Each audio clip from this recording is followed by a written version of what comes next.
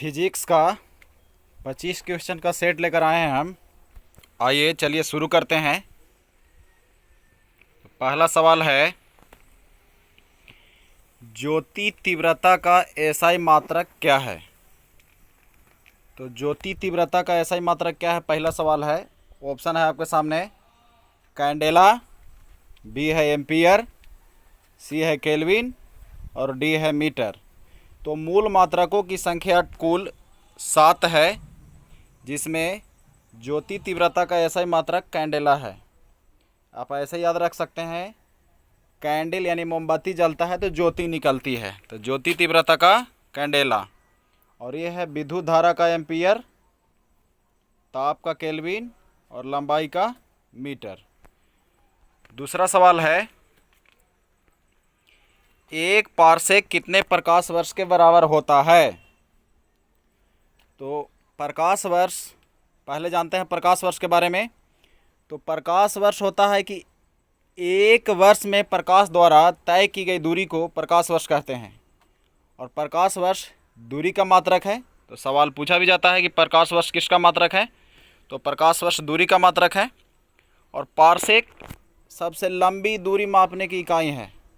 तो एक पारसेक में 3.26 प्रकाश वर्ष होते हैं, और एक प्रकाश वर्ष के बराबर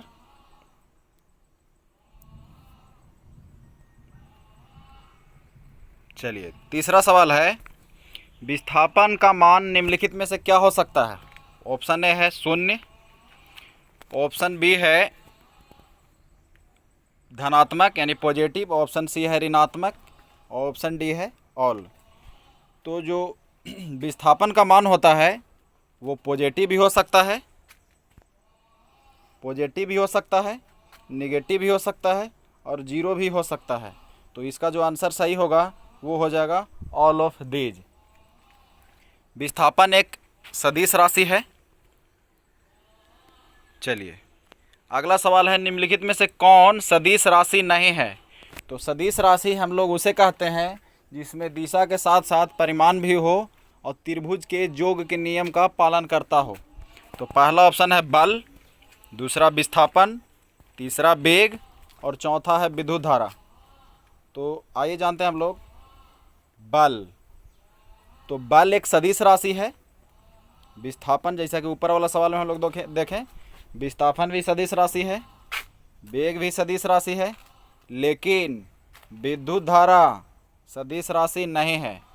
तो विद्युत धारा सदिश राशि नहीं है, तो इस सवाल का जो सही उत्तर हुआ वो हो गया डी, विद्युत धारा। 5 नंबर सवाल है कि न्यूटन के गति के नियम सर्वप्रथम किस पुस्तक में प्रतिपादित किया गया था। ऑप्शन ए है हिस्टोरिका, ऑप्शन बी है प्रिंसिपिया, ऑप्शन सी है कैलकुलस और ऑप्शन डी है इनमें से कोई नहीं।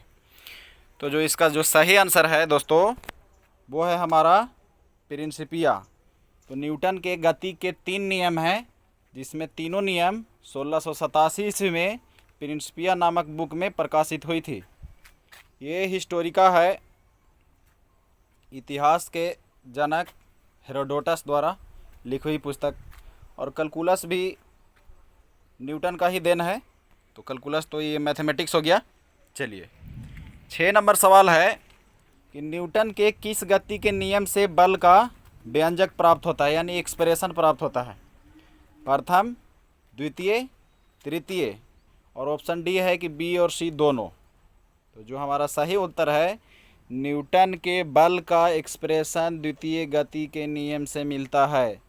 न्यूटन के प्रथम गति के नियम से बल की परिभाषा मिलती है, और न्यूटन के प्रथम गति के नियम को ही जड़त्व का नियम या गैलीलियो का नियम कहते हैं। तो आइए 7वां नंबर क्वेश्चन की ओर हम लोग आगे बढ़ते हैं। आवेग का एसआई मात्रक क्या है। ऑप्शन ए है,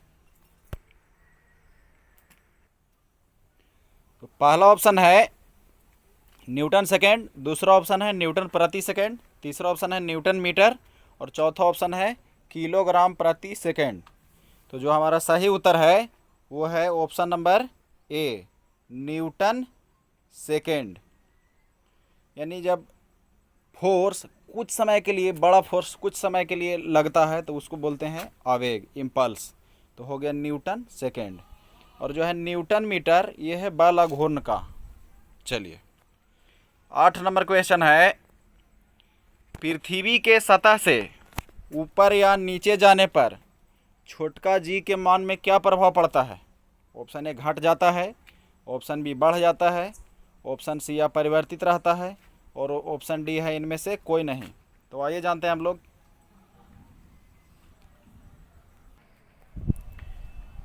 तो पृथ्वी के सतह से ऊपर या नीचे जाने पर जी के मान घट जाता है। जी का मान ध्रुवों पर अधिकतम, जबकि विषुवत रेखा पर सबसे कम होता है। तो ये बात याद रखिएगा। चलिए अगला क्वेश्चन है, तो इसका जो सही उत्तर हुआ वो हुआ घट जाता है, ऑप्शन नंबर ए। 9 नंबर सवाल की ओर हम लोग बढ़ते हैं। मनुष्य का हाथ किस उत्तोलक का उदाहरण है? ऑप्शन ए प्रथम उत्तोलक, प्रथम श्रेणी का उत्तोलक, द्वितीय श्रेणी का उत्तोलक, तृतीय श्रेणी का उत्तोलक, या इनमें से कोई नहीं। तो आइए जानते हैं हम लोग। उत्तोलक आर्किमिडीज के सिद्धांत पे काम करता है, यानी उत्तोलक के बारे में आर्किमिडीज साहब का देन है। तो जो मनुष्य का हाथ है, या चिमटा है, या स्टेपलर है, ये तीनों तृतीय श्रेणी के उत्तोलक हैं। तो आइए पहले हम लोग जानते हैं कि उत्तोलक क्या होते हैं। तो जैसे देखिए, एक रॉड हो और ऐसा एक बिंदु जहाँ से इसको स्वतंत्रता पूर्वक हम लोग दोनों तरफ घुमा सकते हैं, यानी एक सरल मशीन जिसको हम लोग दोनों तरफ स्वतंत्रता पूर्वक घुमा सकते हैं, उसको कहते हैं उत्तोलक।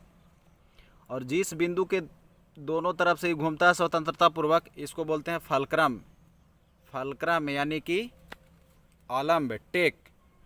जिस बिंदु पे, मतलब जिधर ये रखा रहता है वस्तु, उसको बोलते हैं लोड, यानी कि एल। और जहाँ से हम लोग इस पर बल लगाते हैं उसको बोलते हैं इफोर्ट, यानी ई। तो उत्तोलक पहचानने का तरीका हुआ एफ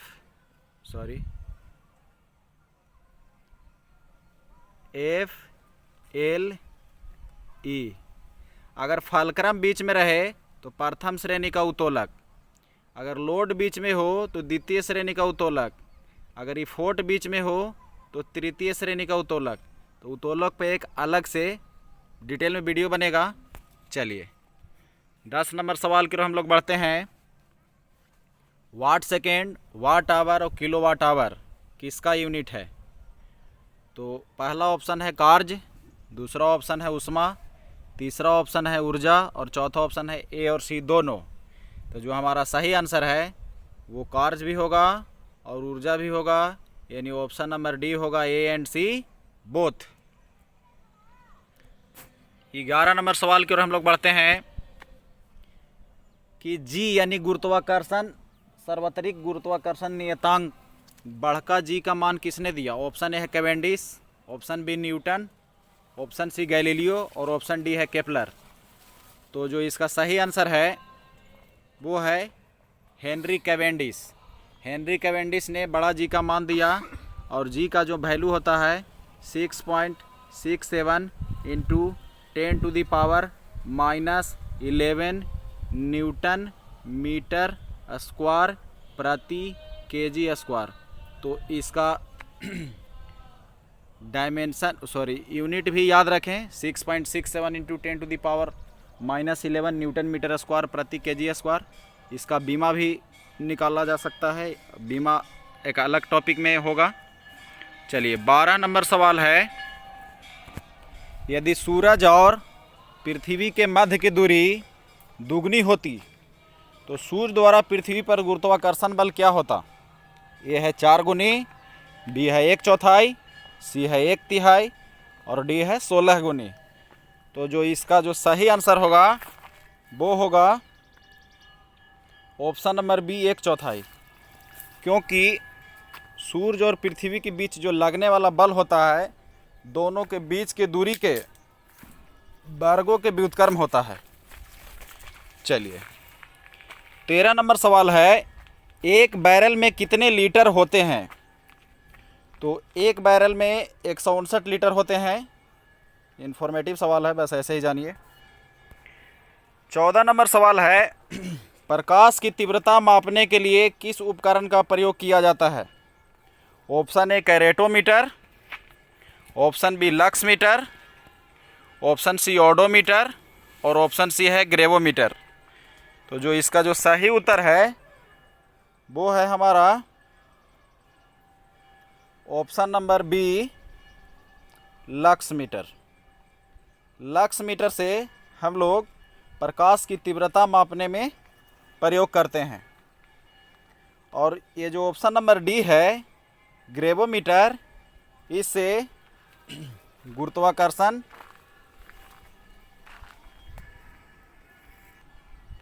गुरुत्वीय त्वरण का माप किया जाता है। 15 नंबर सवाल है कि आइंस्टीन को नोबेल पुरस्कार किस खोज के लिए दिया गया था?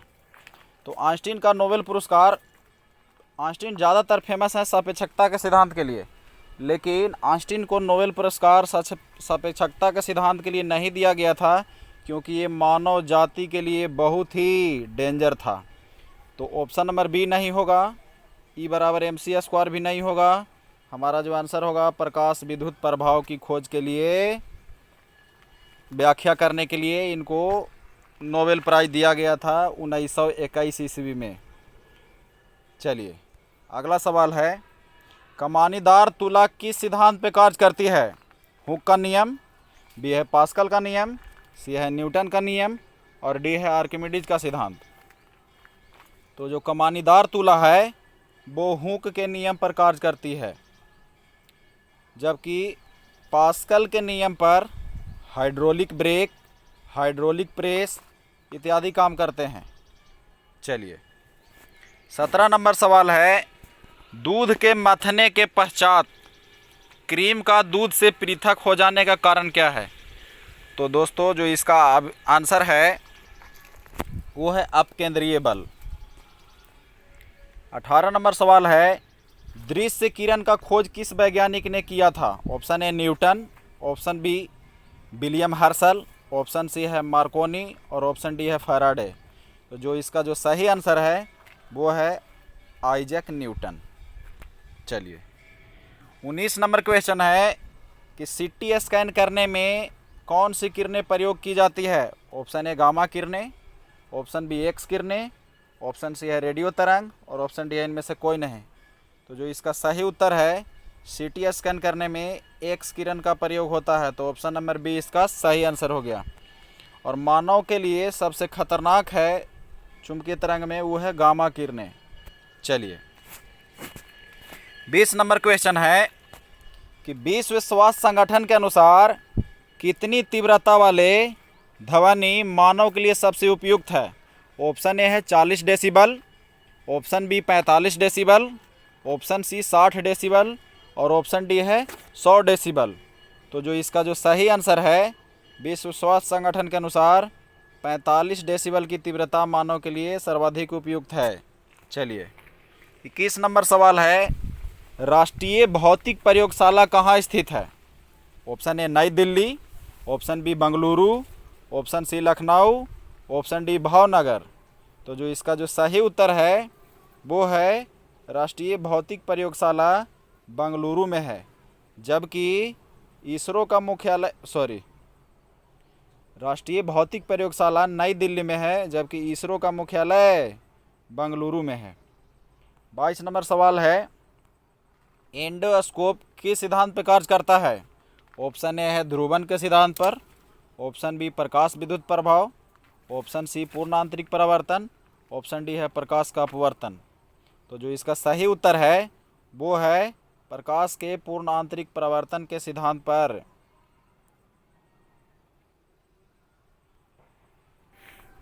पूर्ण आंतरिक परावर्तन पर कार्य करता है। एंडोस्कोप एक मशीन है जिसमें गले में या पेट में कोई बीमारी है या जांच करने के लिए इसका प्रयोग किया जाता है। चलिए 23 नंबर सवाल है अर्धचालक यानी सेमीकंडक्टर की चालकता किस तापमान पर अधिकतम होती है? तो सेमीकंडक्टर की चालकता अधिकतम 0 डिग्री सेल्सियस पर होती है। 0 डिग्री सेल्सियस पर होती है। चलिए 24 नंबर सवाल है, लेजर किरण का खोज किसने किया? तो ऑप्शन ए है पास्कल, ऑप्शन बी है TH मॉर्गन, ऑप्शन सी है गॉर्डन गीगर एवं टाउन्स और ऑप्शन सी है कैमरलिंग ओन्स। तो जो इसका सही उत्तर है वो है दोस्तों TH मॉर्गन। तो आइए जानते हैं हम लोग लेजर के बारे में। LASER। तो पहले लेजर का फुल फॉर्म हम लोग जानते हैं। लेजर का फुल फॉर्म है light amplification by stimulated emission of radiation. अच्छा, तो जो ऑप्शन नंबर सी में है गॉर्डन गीगर एवं टाउन्स, ये है मेजर किरण के खोजकर्ता। मेजर किरण MASER। और मेजर का भी आपका फुल फॉर्म पूछा जा सकता है। तो मेजर का फुल फॉर्म सुन लीजिए, microwave amplification by stimulated emission of radiation. तो ये दोनों फुल फॉर्म बहुत इम्पोर्टेंट है। चलिए 25वां और अंतिम सवाल की ओर हम लोग बढ़ते हैं। 25 नंबर सवाल है, यदि एक चालू रेफ्रिजरेटर यानी फ्रिज को बंद कमरे में खुला छोड़ दिया जाए तो कमरे का ताप पर क्या प्रभाव पड़ेगा? ऑप्शन ए बढ़ जाएगा, ऑप्शन बी घट जाएगा, ऑप्शन सी अपरिवर्तित रहेगा कि ऑप्शन डी इनमें से कोई नहीं। तो चलिए इसका जो सही उत्तर है, आप लोग सोच रहे होंगे कि तापमान घट जाएगा, जो कि गलत है, तापमान बढ़ जाएगा। तो कैसा लगा फिजिक्स का ये 25 क्वेश्चन? आप लोग कमेंट में ज़रूर लिखें। धन्यवाद। जय हिंद।